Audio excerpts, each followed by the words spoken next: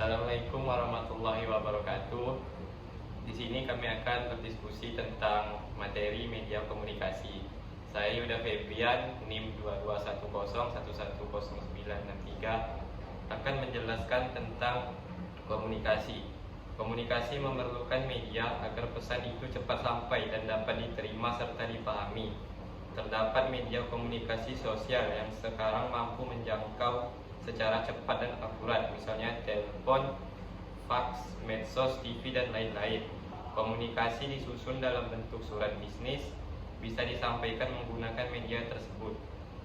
Surat bisnis, surat elektronik, dan semacamnya bisa berupa surat penawaran barang, surat permintaan barang, tawaran bekerja sama dalam berniaga, dan lain-lain. Ada juga surat penawaran jasa seperti lamaran pekerjaan sesuai dengan minat dan keahlian masing-masing. Dalam berkomunikasi bisa dilakukan melalui visual, audio, ataupun audiovisual yang masing-masing memiliki kelebihan dan kekurangannya. Setelah mengikuti materi ini, diharapkan mampu memilih dan melakukan komunikasi bisnis serta mampu membuat surat bisnis.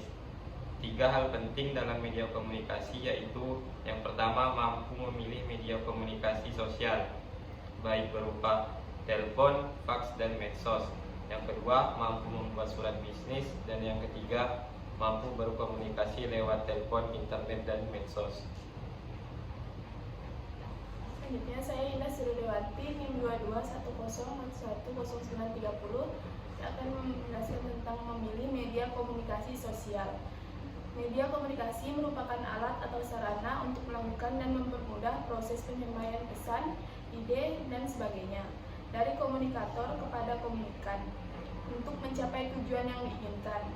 Fungsi media komunikasi adalah 1. Menumbuhkan motivasi bagi para komunikan, 2. Menumbuhkan daya tarik pesan atau informasi yang akan disampaikan, 3. Mengefektivitaskan proses penyampaian pesan atau informasi, 4. Mempercepat waktu yang diperlukan untuk menyampaikan informasi dan menjelaskan isi dan maksud pesan atau informasi yang akan disampaikan. Media komunikasi akan menyebarkan berita dan informasi secara luas dan cepat. Karena itu, pelaku bisnis harus termotivasi menggunakan media ini untuk mengembangkan usaha. Pesan itu harus dibuat dan dirancang sedemikian rupa agar menarik. Perkenalkan, nama saya Edi Kurniati, NIM 2210110933. Di sini saya menjelaskan membuat surat bisnis. Surat bisnis adalah surat yang dibuat dalam rangka kegiatan usaha. Ciri surat bisnis adalah singkat, padat, to the point. Suratnya sederhana, tidak ditulis dengan kata-kata yang merayu-rayu, tetapi langsung ke tujuan. Pelaku bisnis sudah memahami benar bahwa pelaku bisnis itu sangat sibuk dan menghargai waktu. Yang penting adalah dalam surat bisnis itu harus lengkap mengenai A. Identitas perusahaan, B. Waktu menulis surat, C. Alamat surat, D. Pokok surat, E. Referensi, F. Isi surat, G. Tanda tangan. Namun demikian, surat ini sangat tergantung kepada media yang digunakan. Apa surat tertulis biasa, email, fax. Surat tertulis dan fax biasanya terbentuk sama, hanya cara mengirimnya yang berbeda. Surat biasa dikirim via pos dan jasa penghantaran, sedangkan fax dikirim melalui mesin faksimil. Email dikirim dan ditulis lewat internet dengan alamat atau web tertentu. Nama saya Eldia SD Sumbing, NIM 22101109. Di sini saya akan menjelaskan ada 2 contoh surat, yaitu surat lamaran kerja dan surat niaga. Surat lamaran kerja dibagi menjadi beberapa contoh, yaitu contoh surat lamaran kerja bahasa Inggris, contoh surat lamaran kerja di bank, contoh surat lamaran kerja guru, contoh surat lamaran kerja lengkap, contoh surat lamaran kerja via email. Contoh surat niaga, yaitu contoh surat penawaran barang, contoh surat penawaran biasa, contoh surat pengaduan barang, contoh surat perkenalan produk perusahaan, dan contoh surat permintaan penawaran barang.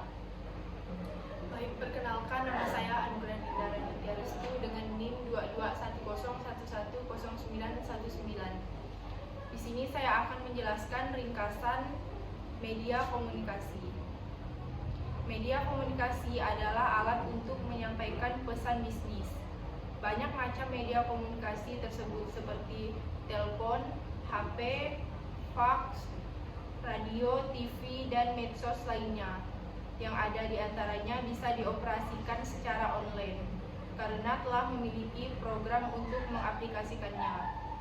Pebisnis harus bisa memilih saluran mana yang cocok untuk digunakan dalam mengembangkan bisnis. Penentuan cocok atau tidak itu adalah disesuaikan dengan kemampuan usahanya. Pemilihan saluran atau media ini juga harus disesuaikan dengan luasnya sasaran, jenis sasaran yang berkaitan dengan efisiensi dan efektivitas. Harus dipilih sesuai dengan kelebihan dan kekurangan dalam menggunakan media visual, audio, atau audiovisual. Sekian, terima kasih. Baiklah, sekian diskusi dari kelompok kami. Mohon maaf jika ada kekurangan ataupun kesalahan. Assalamualaikum warahmatullahi wabarakatuh.